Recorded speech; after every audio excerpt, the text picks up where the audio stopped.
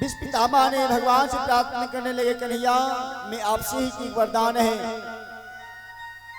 हमारे दो संतान हैं, इति और मति। अपने संतान आपसे मैं विवाह कराना चाहता हूं। भगवान को बोले, अरे कौन सी बात बताओ। भीष्म पितामह ने कहे, आपका जो दिव्य सौंदर्य है, इसलिए मैं आपसे प्रार्थना करता हूं कि जब तक मैं इस धरती पे जिंदा हूं, मैं अपनी बिटिया आपसे भी विवाह करना चाहता हूं।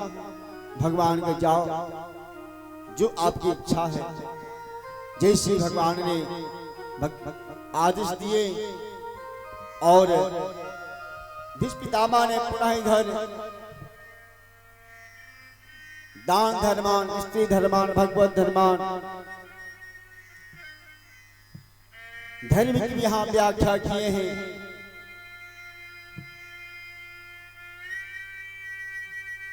दान धर्मान, राज धर्मान, मोक्ष धर्मान, विभाग सा, स्त्री धर्मान, भगवत धर्मान, समासा व्यासान योगदा। राजधर्म का निरूपण करती हुई पुनः भगवान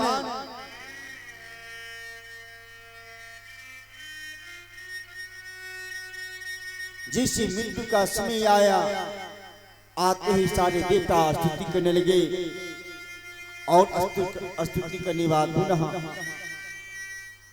जो कि भागवत में कहा गया है, गीत है, उस गीत के नाम है भीष्म गीत। सदैव देवो भगवापति छदा, कलेवरं यावदिदं हिनोम्यहम्, प्रसन्नहासारुणलोलसन्,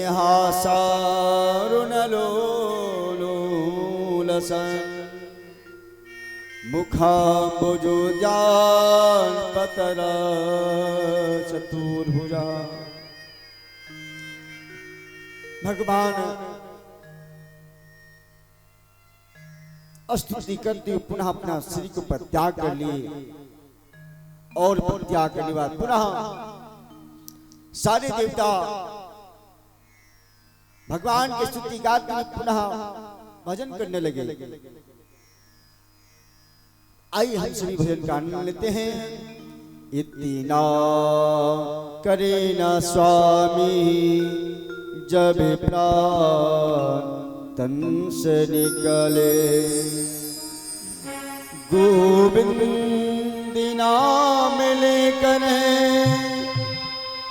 जब प्राण तन से निकले, गोविंद नाम लेकर जब प्राण तन से निकले, इतना करना स्वामी, इतना करना स्वामी जब प्राण तन से निकले, इतना करना स्वामी जब प्राण तन से निकले, गोविंद नाम लेकर जब प्राण तन से निकले, गोविंद नाम लेकर जब प्राण तन से निकले, इतना करना स्वामी जब प्राण तन से निकले, इतना करना स्वामी जब प्राण तन से निकले।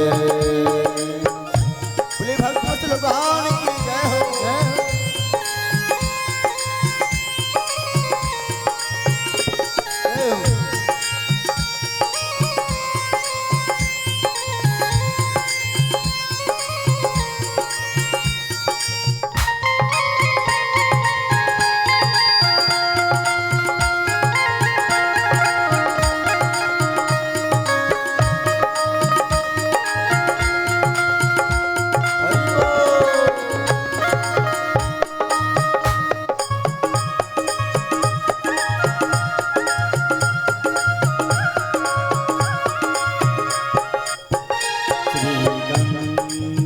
जी का तट हो जमुना बंसी बट हो, श्री गंगा जी का तट हो यमुना श्री गंगा जी का तट हो जमुना बंसी बट हो, श्री गंगा जी का तट हो जमुना बंसी बट हो। मेरा सा बड़ा निकट हो जब प्राण तन से निकले, मेरा सा बड़ा निकट हो जब प्राण तन से निकले, इतना कर न सके जब प्राण तन से निकले, इतना कर न सके जब प्राण तन से निकले।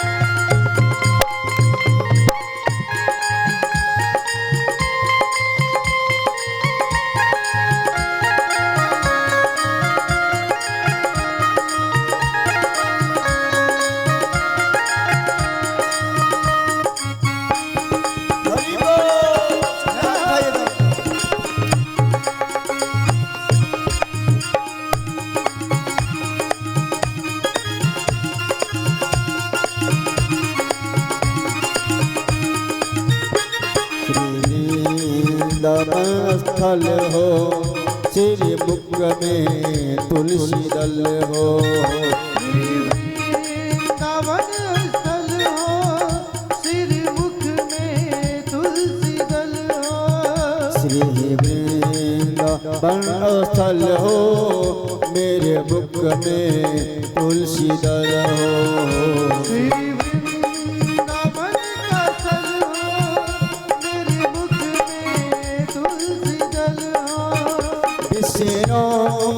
चरण का जल हो जब प्राण तन से निकले, विष्णु चरण का जल हो जब प्राण तन से निकले, इतना कर न सके जब प्राण तन से निकले, इतना कर न सके जब प्राण तन से निकले। जय हो।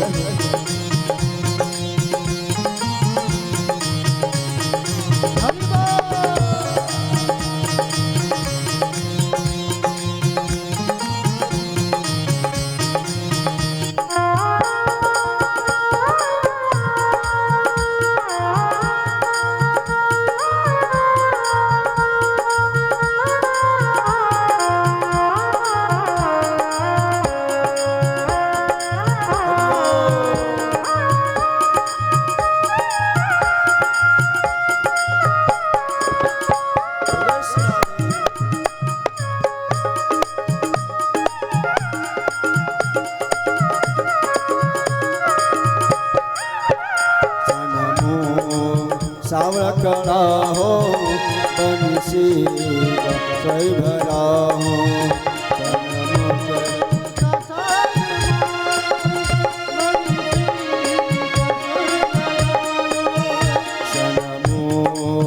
खड़ा सवर्ण हो बंसी सही भरा हो,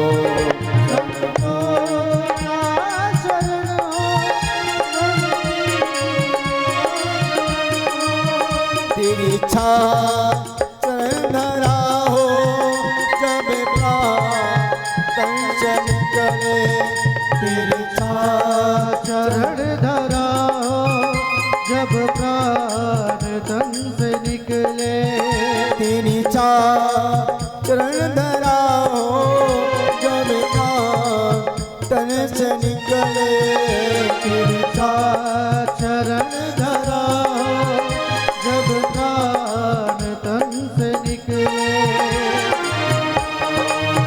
कर न सके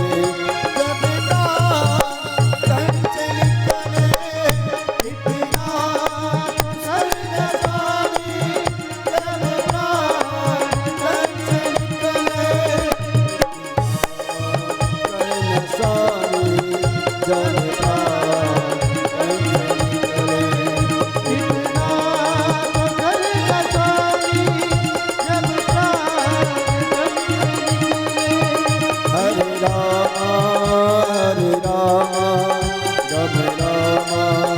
हरे हरे हरे कृष्णा कृष्ण कृष्ण हरे हरे हरे राम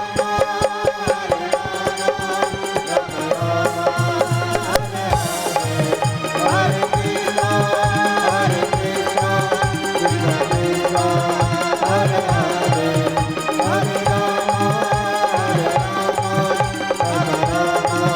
हरे हरे हरे कृष्णा कृष्ण कृष्ण हरे हरे हरे राम हरे हरे हरे कृष्णा कृष्ण कृष्ण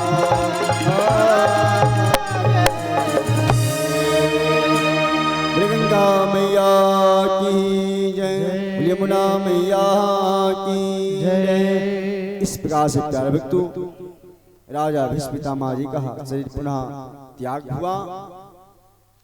आगे चलकर महाराज उत्तरा देवी गर्भ हुई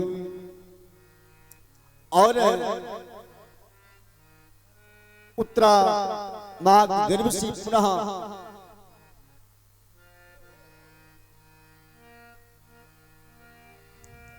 परीक्षित का जन्म हुआ और परीक्षित का जन्म जैसे हुआ महाराज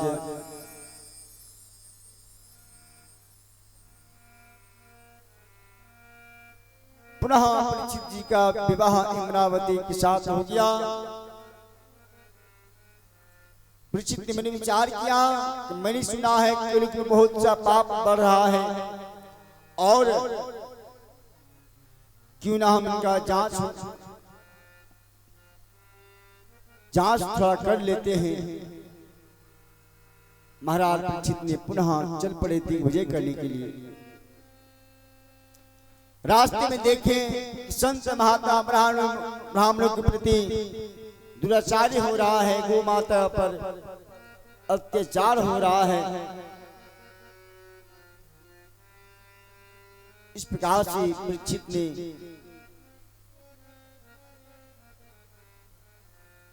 तलवार लेके चल पड़े और जाते जाते पुनः कलयुग का मुलाकात हो गया।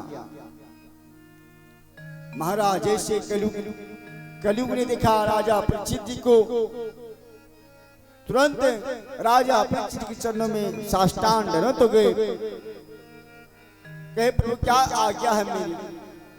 परीक्षित ने कहा अरे कलयुग हमारे राज्य में तुम्हारे घुसने का कैसे साहस हुआ, तुम्हारा हिम्मत कैसे हुआ हमारे राज्य में। कलयुग ने कहा भैया क्या करें, हमसे तो बहुत भारी भूल हो गई और आप ही जो कर सकते हैं। महाराज पुनः भगवान वहां पर जाते हुए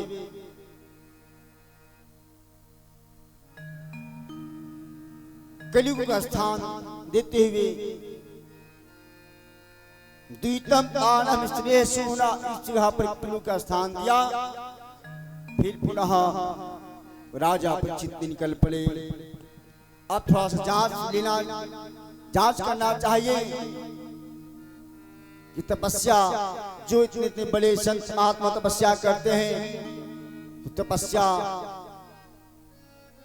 झूठी तपस्या है कि भगवान के मगन में अब तपस्या कर रहे हैं। राजा परीक्षित के मन में तपस्या के विषय में बहुत अनेक प्रकार से भाव उत्पन्न हुआ। पुनः राजा परीक्षित ने चल पड़े और एक गंगा द्वार तट पर जाकर वहां देखा एक कुटिया बना हुआ था और उस कुटिया में दो ऋषि थे। समीक ऋषि के पुत्र श्रृंगी ऋषि दोनों अपना तपस्या में लीन थे। राजा परीक्षित ने गया और उन्होंने क्या किया, एक मरा हुआ सर्प को उठाकर पुनः ऋषियों के गले में जाकर डाल दिया।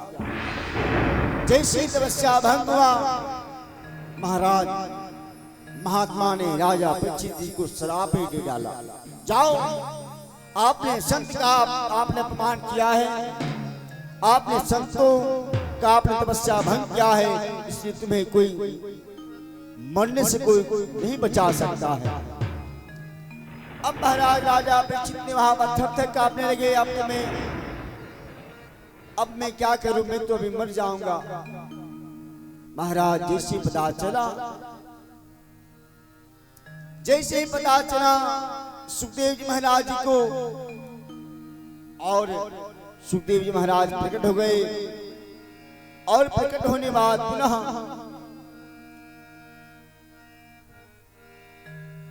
हरिद्वार के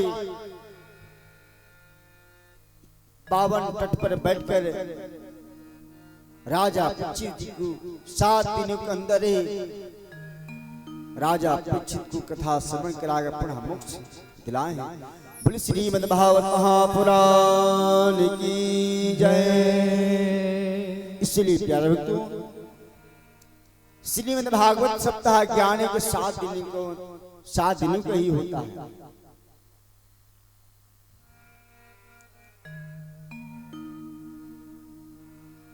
राजा परीक्षित को 7 दिनों के अंदर ही मोक्ष मिला, और वहीं से एक प्रथा बन गया कि 7 दिन के ही अंदर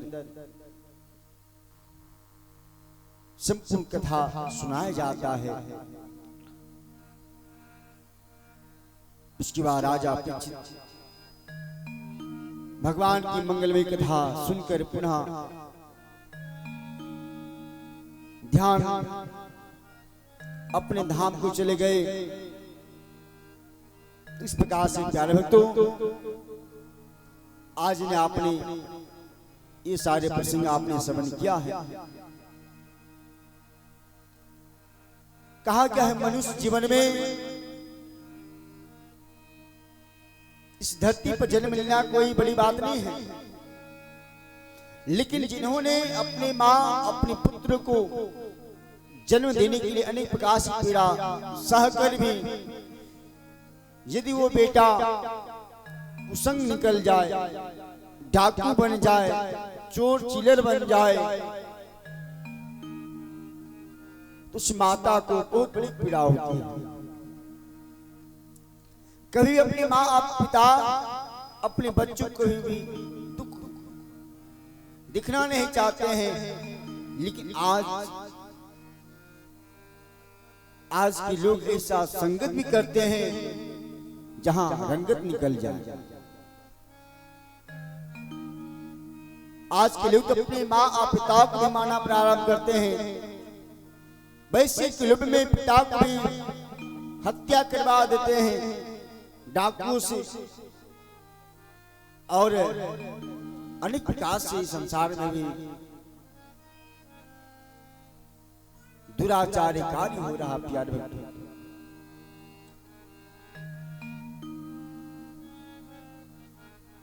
इसलिए भगवान हर भक्तों को छूट देकर रखे हैं। आप जैसे मुझे अपनाओ वैसे ही मैं आपके पास आऊंगा।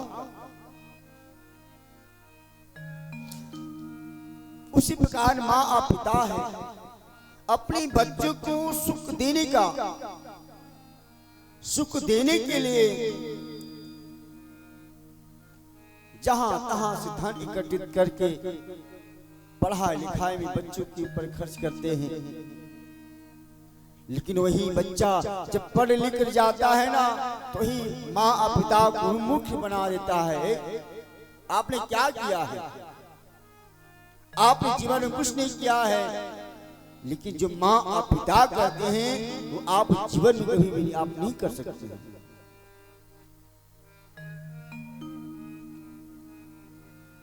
माँ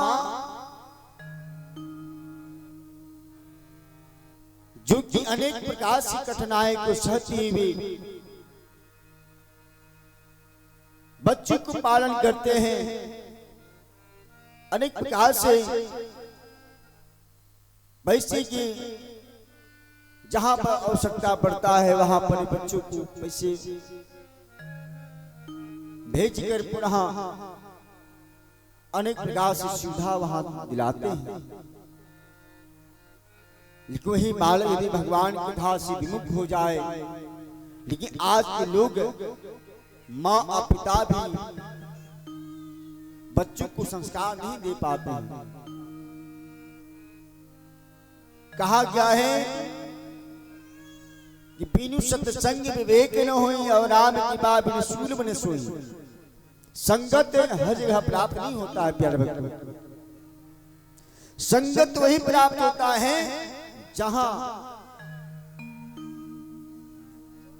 भगवान चित्र का जहां प्रवर्णन हो।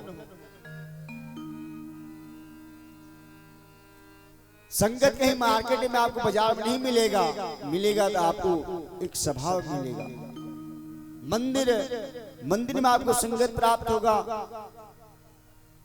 जहां यज्ञ अनुष्ठान हो रहा है वहां आपको सत्संग प्राप्त होगा। आज उसी प्रकार से ना जिन्हें संगति बढ़िया की, आज वही नारद जी को ब्रह्मा जी बिना प्रदान किए। ध्रुव जी महाराज केवल 5 वर्ष के थे, लेकिन सतली मां को अपमानित को लेकर पुनः परमात्मा के पास चले गए मिलने के लिए। क्योंकि वहां पर भी नारद का मुलाकात हुआ और ध्रुव जी महाराज को बहुत प्रकार समझाने का प्रयास किया। अरे बेटा, अभी तुम्हारा 5 वर्ष का आयु है और छोटा बच्चा है, जाओ खेलो कूदो। क्या परमात्मा पाने का कोई अभी उम्र है? क्या भजन करने की कोई उम्र है? ध्रुव जी महाराज कहे, नारद जी, यदि आप मुझे रास्ता नहीं दिखा सकते हैं तो आप मना भी नहीं कर सकते हैं। नारद जी ने समझ गए कि यह जो बालक है ये भगवान का सच्चा भक्त है। तो वहां पर नारद जी ने ध्रुव जी महाराज जी को द्वादश मंत्र को देते हुए ध्रुव जी महाराज कहे, बेटा जाओ और गंगा के तट पर द्वादश मंत्र का जाप करना और भगवान आपके पास चल कर आएंगे। आज वही नारद जी के वचनों को लेकर पुनः ध्रुव जी महाराज कठोर तपस्या करते करते भगवान चलकर खुद ध्रुव जी महाराज के पास आए हैं और ध्रुव जी महाराज जी को परमात्मा का दर्शन हुआ है। इसलिए प्यारे भक्तों, भक्ति पाने का कोई उम्र नहीं होता है, पूजा पाठ करने का कोई उम्र नहीं होता है, सत्संग करने का कोई उम्र नहीं होता है।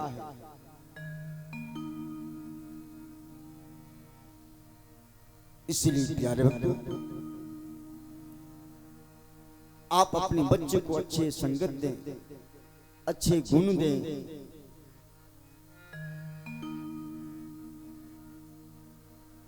अच्छे व्यवहार सिखाएं।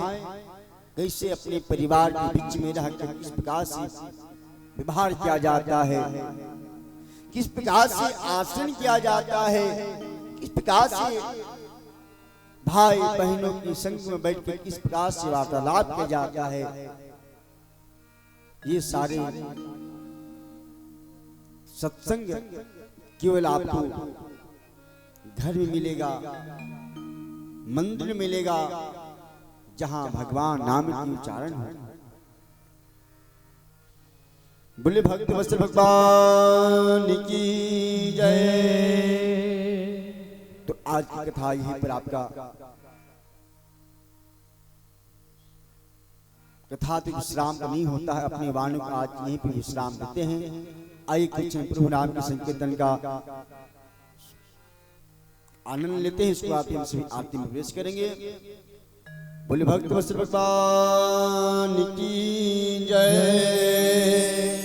जय जय श्री राधे श्याम। नमः पार्वती पदे हर हर महादेव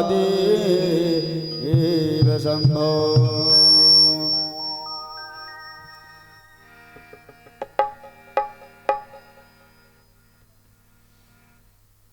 मुक्ति का कोई तू जतन कर ले,